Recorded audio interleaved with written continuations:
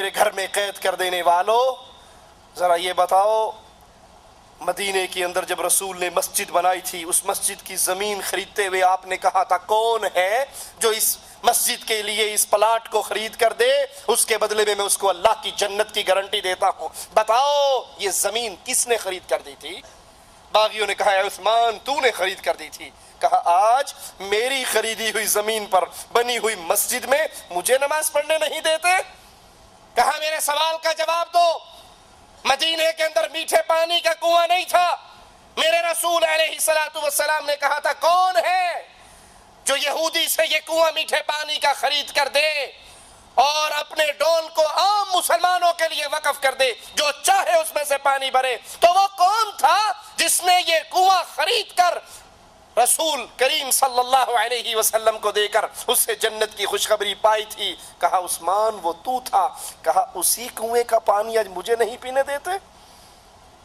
باغیوں سے آپ سوال کر رہے، کیا تم جانتے نہیں میرا رسول کریم صلی اللہ علیہ وسلم سے کیا رشتہ تھا؟ کہا جانتے ہیں، رسول کی 2 بیٹیاں تیرے نکاح میں آئی تھی۔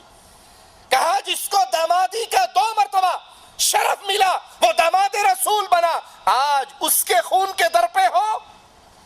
باغیوں نے مدینے کے تمام راستوں کو بند کر دیا جو عثمان کے گھر کی طرف آتے تھے، اور ہر راستے پر پہرے لگا دیے، لیکن پھر بھی 700 مسلمان ہتھیاروں سے لیس ہو کر سیدنا ابو ہریرہ ان کے اندر موجود ہیں، سیدنا عثمان کے پاس آتے ہیں اور کہتے ہیں آپ ہمیں اجازت دیجئے، ہم ان باغیوں سے لڑ کر ان کی گردنوں کو اڑا کر آپ کو ان سے آزاد کروا لیں گے۔ لیکن سیدنا عثمان تیرے صبر پہ قربان جاؤں، جواب میں کہتے ہیں میرے نبی کے صحابہ میں تمہیں اللہ کا واسطہ دے کر کہتا ہوں کہ میرے لیے کوئی شخص نہ لڑے، میرے لیے کوئی خون نہ بہائے، تم لوٹ جاؤ۔ شہادت عثمان کا مقابلہ کرتے ہو شہادت حسین سے؟ ارے ذرا آنکھوں کو کھول کر دیکھو تو صحیح، ایک طرف سیدنا حسین رضی اللہ عنہ وارضا 72 انسانوں کے ساتھ، جن میں بچے بھی ہیں، جن میں عورتیں بھی ہیں، وہ نکلتے ہیں، صحابہ روک رہے ہیں، عبداللہ ابن عمر روک رہے ہیں، ابن عباس روک رہے ہیں، صحابہ کی جماعت روک رہی ہے، حسین نہ جاؤ، حسین نہ جاؤ، اور سیدنا حسین جا رہے ہیں، اور ادھر پوری اسلامی حکومت سیدنا عثمان سے اجازت مانگ رہی ہے، امیر المومنین سے سوال کر رہی ہے، 700 صحابہ سیدنا عثمان کے دروازے پر کھڑے ہیں، اجازت دیجئے ہم ان باغیوں سے، ان مصر کے باغیوں سے ہم لڑنے کے لیے تیار ہیں، اور وہ اللہ کا واسطہ دے کر کہتے ہیں لوٹ جاؤ، میرے لیے کوئی مسلمان نہ لڑے، میں مسلمانوں کا خون بہتا ہوا نہیں دیکھ سکتا۔ ایک طرف امیر المومنین کی حفاظت کے لیے امیر معاویہ لشکر بھیجنے پر تیار ہے، مدینے کے مسلمان جنگ کرنے پر تیار ہے، اور ایک طرف یہ 72 انسانوں کو لے کر جا رہے ہیں۔ شہادت حسین کا مقابلہ کس سے کرتے ہو؟ یہ امام مظلوم سیدنا عثمان رضی اللہ عنہ وارضا، لوگ اپنا خون بہانے کے لیے تیار ہیں، تلواریں بے نیام ہونے کے لیے تڑپ رہی ہے، لیکن وہ کہتے ہیں لڑنا ہے تو اللہ کے لیے لڑو، میری ذات کے لیے کوئی نہ لڑے، اور میں مدینہ الرسول میں مسلمانوں کا خون بہتا ہوا نہیں دیکھ سکتا۔ نبی کے ان صحابہ کو واپس لے جاتے ہیں۔ عبداللہ بن سلام رضی اللہ عنہ وارضا نے باغیوں سے کہا لوگو تم عثمان کو قتل نہ کرو، تم میں سے جو شخص عثمان کو قتل کرے گا وہ اللہ سے کوڑی ہو کر ملے گا، کوڑ کے مرض میں مبتلا ہو کر اللہ کے دربار میں اٹھے گا۔ یاد کرو اللہ کی تلوار ابھی تک نیام کے اندر ہے، لیکن اگر تم نے عثمان کو قتل کر دیا پھر اس کی تلوار نیام سے نکل آئے گی اور قیامت تک دوبارہ کبھی میان میں نہیں جائے گی۔ یہ تلوار ابھی نیام کے اندر ہے، ان کی شہادت سے فتنے کے دروازوں کو نہ کھولو، اور اگر تم نے یہ جرم کر لیا پھر وہ تلوار نکل آئے گی، فتنوں کا دروازہ کھل جائے گا، اس کو دوبارہ نیام میں کوئی داخل نہ کر سکے گا۔ باغیوں نے سیدنا علی کو اپنے مطالبات دے کر سیدنا عثمان رضی اللہ عنہما کے پاس بھیجا۔ سیدنا علی پہنچے، کہا اللہ کی قسم اے عثمان میں نہیں جانتا تجھے کیا کہوں، میں کوئی ایسی بات نہیں جانتا جس کی خبر آپ کو نہ ہو، میں کوئی ایسا امر نہیں جانتا جو آپ کو بتلاؤں اور آپ اس سے واقف نہ ہو.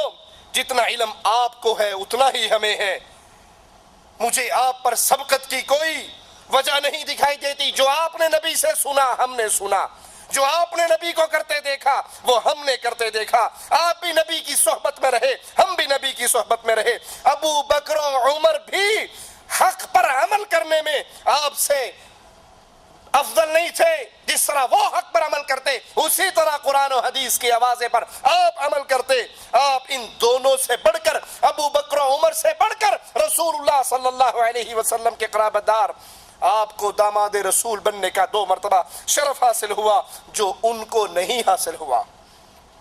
ابو ذر الجہنی سیدنا عثمان کے پاس آئے تو سیدنا عثمان رضی اللہ عنہ وارضاہ نے فرمایا 10 باتیں میں نے اللہ کے ہاں امانت رکھی ہیں. پہلی بات, میں چوتھا مسلمان ہوں, چوتھا آدمی ہوں جس نے محمد کریم صلی اللہ علیہ وسلم کے ہاتھ پر بیعت کی. رسول کی 2 بیٹیاں میرے نکاح میں آئی, یہ شرف اور کسی کو نہیں ملا. میں نے کبھی گانا نہیں گایا, کبھی راگ نہیں گایا, میں نے کبھی برائی کی خواہش نہیں کی. جب سے میں نے نبی کے ہاتھ پر بیعت کی ہے, جب سے میں نے نبی کے ہاتھ پہ بیعت کی, میں نے اپنا دایاں ہاتھ کبھی اپنی شرمگاہ کو نہیں لگایا. ہر جمعے کو میں ایک غلام اللہ کے لیے آزاد کرتا ہوں, اور اگر کسی جمعے کو میرے پاس غلام نہ ہو تو میں اگلے جمعے کو اس کی قضا ادا کرتا ہوں. زمانہ جاہلیت میں یا اسلام میں, دونوں زمانوں میں میں نے کبھی چوری نہیں کی. زمانہ جاہلیت یا اسلام میں نے کبھی زنا نہیں کیا. اور 10ویں بات, میں نے قرآن کریم کو محمد کریم صلی اللہ علیہ وسلم کے دور کے مطابق جمع کیا. یہ 10 باتیں میری اللہ کے ہاں امانت ہے.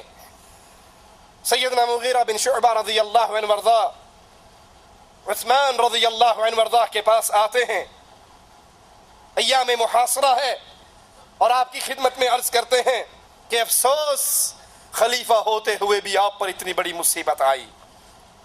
میں آپ کے سامنے کچھ باتیں رکھتا ہوں جن میں سے کسی ایک بات کو آپ تسلیم کر لو. اور وہ پہلی بات, اٹھئے باغیوں سے قتال کیجئے, قتال کا حکم دیجئے, ہم ان سے قتال کرتے ہیں کیونکہ آپ حق پر ہیں اور باغی باطل پر ہیں. آپ کے مددگار بہت ہیں. نبی کے صحابہ کے شاگرد موجود ہیں مدینہ کے اندر اور آپ سے سوال کر رہے ہیں, اجازت دیجئے ہم ان باغیوں کے سروں کو کاٹنے کے لیے تیار ہیں.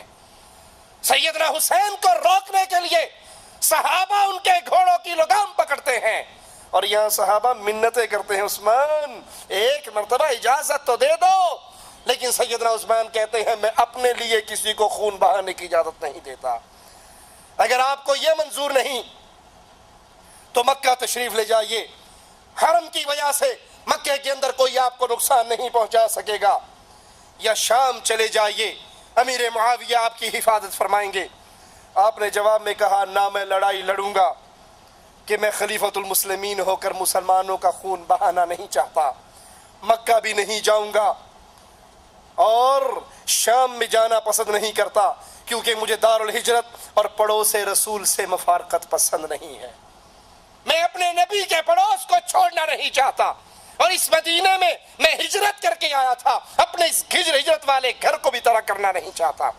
مرہ بن کعب کہتے ہیں اگر میں نے رسول اللہ صلی اللہ علیہ وسلم سے ایک حدیث نہ سنی ہوتی تو میں کبھی کھڑا نہ ہوتا. آج میں تمہیں اپنے نبی کی وہ حدیث سناتا ہوں. میرے نبی کریم صلی اللہ علیہ وسلم نے فتنوں کا ذکر کیا اور کہا یہ قریب ہی ظاہر ہونے والے ہیں, اور اتنی دیر میں ایک شخص منہ پہ کپڑا لپیٹے ہوئے وہاں سے گزرا. نبی فتنوں کا ذکر کر رہے ہیں, فتنوں کی قربت کا ذکر کر رہے ہیں کہ ان قریب فتنوں کا ظہور ہونے والا ہے. ایک شخص منہ پہ کپڑا لپیٹے ہوئے وہاں سے گزرا تو اللہ کے رسول صلی اللہ علیہ وسلم نے فرمایا اس فتنے پر جو ابھی قریب ظاہر ہونے والا ہے, یہ شخص جو جا رہا ہے اس دن یہ ہدایت کے راستے پر ہوگا. مرہ بن کعب کہتے ہیں میں فوراً اٹھا اور اس شخص کو جا لیا, اس کے چہرے سے کپڑا اتارا تو وہ سیدنا عثمان بن عفان رضی اللہ عنہ وارضاہ تھے. میں نے ان کے چہرے کو پکڑ کر رسول اللہ صلی اللہ علیہ وسلم کی طرف کیا اور کہا اللہ کے نبی کیا آپ اس کے بارے میں کہہ رہے ہو؟ آپ نے فرمایا ہاں یہی وہ ہے جو اس فتنے کے دن ہدایت کے راستے پر ہوگا۔ لیکن باقی ان تمام باتوں کو سن کر نہ انہوں نے سمجھنا تھا نہ ان کا یہ مقصد تھا، وہ تو اسلامی حکومت کے اندر فتنہ برپا کرنے کے در پر تھے، وہ تو عثمان کے خون کے پیاسے تھے۔ اور یہ بغاوت کے دن، یہ حج کے ایام، مسلمانوں کی اکثریت حج کرنے کے لیے گئی ہوئی، لہذا باغیوں کو بھی سکون تھا اور وہ پرسکون ہو کر مسلمانوں کے خلیفہ کے گھر کا گھیراؤ کیے ہوئے آپ کے قتل پر تیار ہو گئے۔ سیدنا عثمان رضی اللہ عنہ وارضاہ کو یہ خبر پہنچ گئی کہ باغی آپ کے خون کے پیاسے ہیں، آپ پھر اپنے گھر کی چھت پہ چڑھتے ہیں۔ سوچئے ذرا، مقارنہ کیجئے، منظر اپنے سامنے رکھیے۔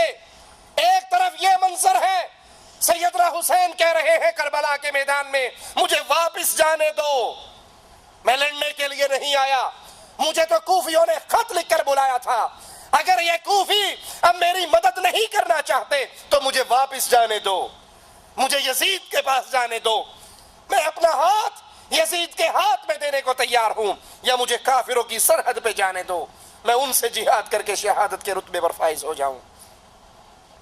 اور ایک طرف یہ منظر ہے کہ صحابہ کرام آپ سے اجازتیں مانگ رہے ہیں، لیکن آپ خود اپنے گھر کی چھت پہ چڑھتے ہیں اور ان سے سوال کرتے ہیں ظالموں مجھے کس جرم میں قتل کرنا چاہتے ہو؟ کیونکہ اسلام میں کس انسان کو قتل کرنے کی صرف 3 وجہ ہیں، وہ مسلمان مرتد ہو جائے تو اس کو قتل کر دیا جائے۔ کیا میں مرتد ہو چکا ہوں اپنے دین سے؟ مجھے اس جرم میں مارنا چاہتے ہو؟ یا شادی شدہ زنا کرے پھر اس کو رجم کر دیا جائے؟ سوال کرتے ہیں کیا میں نے یہ جرم کیا ہے؟ اور تیسرا جرم، کسی نے کسی کو قتل کیا ہو تو قصاص کے طور پر بدلے میں اس کی جان لی جائے۔ سیدنا عثمان کہتے ہیں یہ 3 وجوہات ہوتی ہیں قتل کرنے کی اسلام میں، بتاؤ میرا کیا جرم ہے، مجھے کس جرم میں قتل کرنا چاہتے ہو؟ سیدنا عثمان رضی اللہ عنہ وارضاہ اپنے گھر کے اندر قید، نہ کھانا ہے نہ پینا، اور دنوں پہ 3 گزر گئے، ایک روایت میں 39 دن اور 40 دن کا بھی ذکر آتا ہے۔ سیدنا علی رضی اللہ عنہ وارضاہ حسن و حسین کو بھیجتے ہیں جاؤ اے حسن اور حسین اپنے خالو کے دروازے پر پہرا دو، اس کے دروازے کی چوکیداری کرو، جس سے اللہ کے فرشتے بھی حیا کیا کرتے تھے۔ اور علی اپنے بیٹوں سے اتنا پیار کرنے والے، حسن و حسین کو اتنی محبت سے پکارنے والے کہ کہنے والے نے کہا علی حسن اور حسین کو اتنے ادب سے کیوں بلاتے ہو؟ ہے تو تیرے ہی بیٹے۔ کہا لوگو میں اپنے بیٹوں کو ادب سے نہیں بلاتا، محمد کے نواسوں کو ادب سے بلاتا ہوں۔ اتنی محبت حسن سے اور حسین سے، اور آج حسن و حسین امام مظلوم سیدنا عثمان کے دروازے پر پہرا دینے کے لیے کھڑے ہیں۔ مجالس حسین میں عثمان کو گالیاں دینے والوں، اس کے ایمان کا انکار کرنے والوں، اس کے اہل جنت میں ہونے کا انکار کرنے والوں، تمہارا حسنین کریمین سے کوئی رشتہ ہے؟ جس کے نام پہ مجلس برپا کرتے ہو وہ تو عثمان کے دروازے کا پہرے دار بنا ہوا، اور عثمان